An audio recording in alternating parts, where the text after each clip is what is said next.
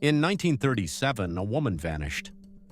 Not from her home, not from a quiet street, but from the vast, unforgiving expanse of the Pacific Ocean in a state-of-the-art aircraft just miles from her destination.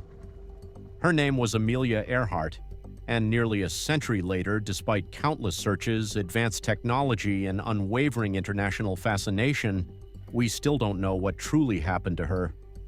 Was it a simple crash, a desperate plea for rescue, or something far more complex, a secret buried by the tides and time itself?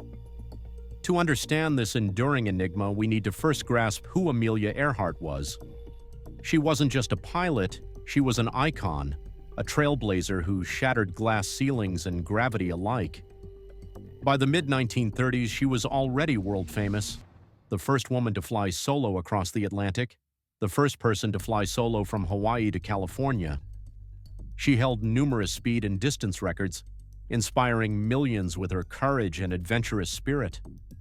Her final audacious goal was a circumnavigation of the globe, specifically an equatorial flight of approximately 29,000 miles, a feat no one had ever accomplished before.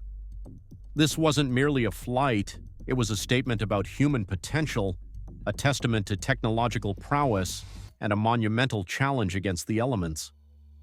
For this journey, Earhart meticulously selected a Lockheed Electra 10E, a twin-engine monoplane modified with extra fuel tanks, essentially turning it into a flying fuel drum. Her navigator was Fred Noonan, a highly experienced, if troubled, aviator, known for his exceptional skill in celestial navigation.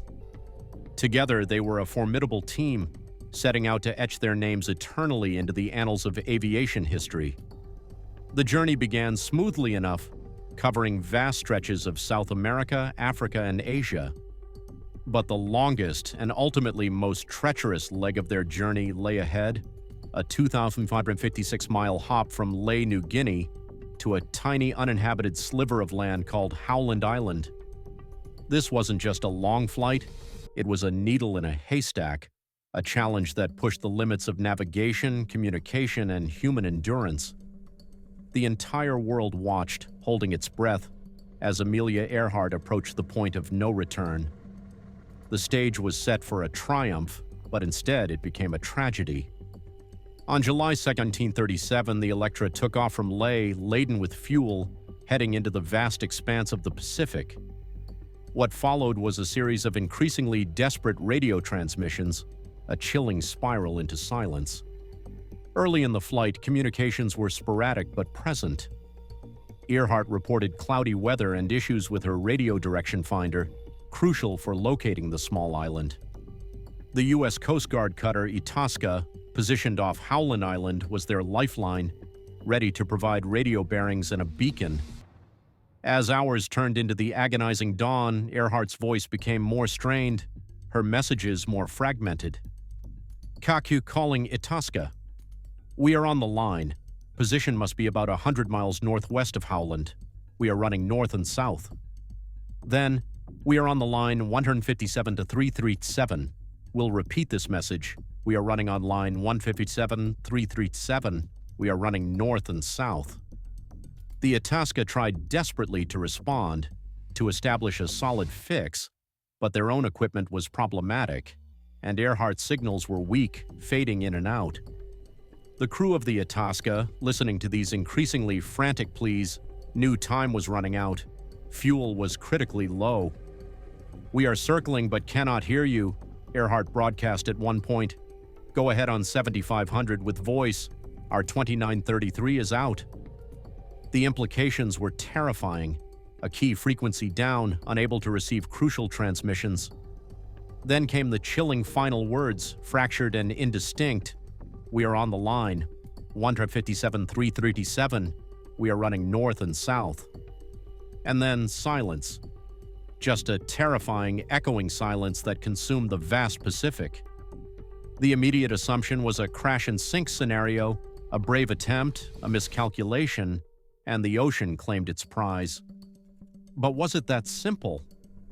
The silence that followed Earhart's last broadcast was deafening, the world holding its breath, then collectively exhaling in despair. The USS Colorado, a battleship, and the Itasca, along with numerous other ships and aircraft, launched an unprecedented search operation, scouring thousands of square miles of ocean around Howland Island. They searched for days, then weeks. Not a single trace of the Electra 10E, not a life raft, not a piece of debris was ever found. President Roosevelt personally authorized the expenditure of millions of dollars, yet the vastness of the Pacific swallowed Amelia Earhart and Fred Noonan without a trace.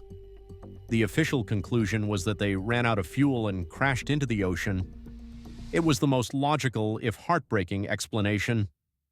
But the void created by the lack of wreckage, the sheer scale of the disappearance, inevitably spawned a multitude of alternative theories, some plausible, some bordering on the fantastical. Did they perhaps ditch the plane successfully and survive for a time on a remote, uninhabited island?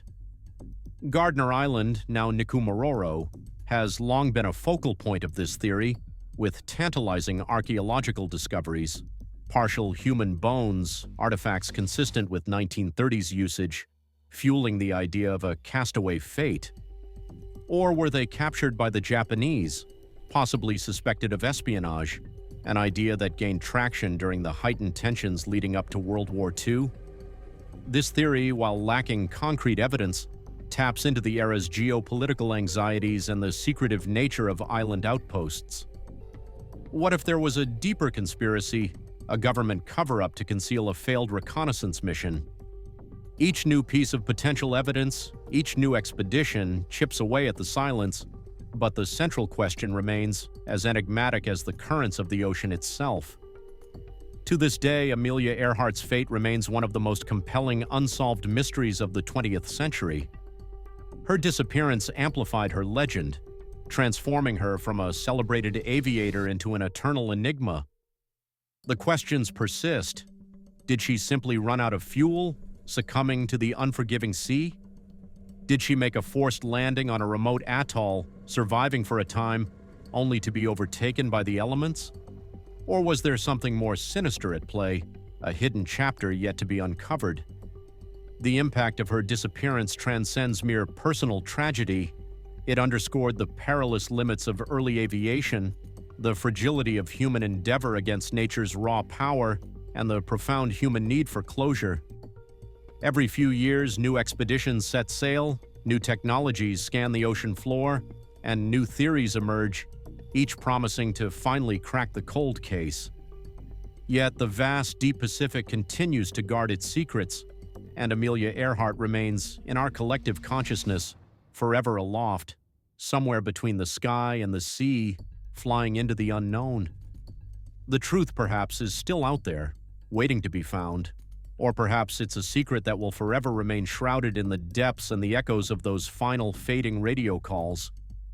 If you want to dive deeper into other aviation mysteries, perhaps the vanishing of Flight 370, check out the next video on screen.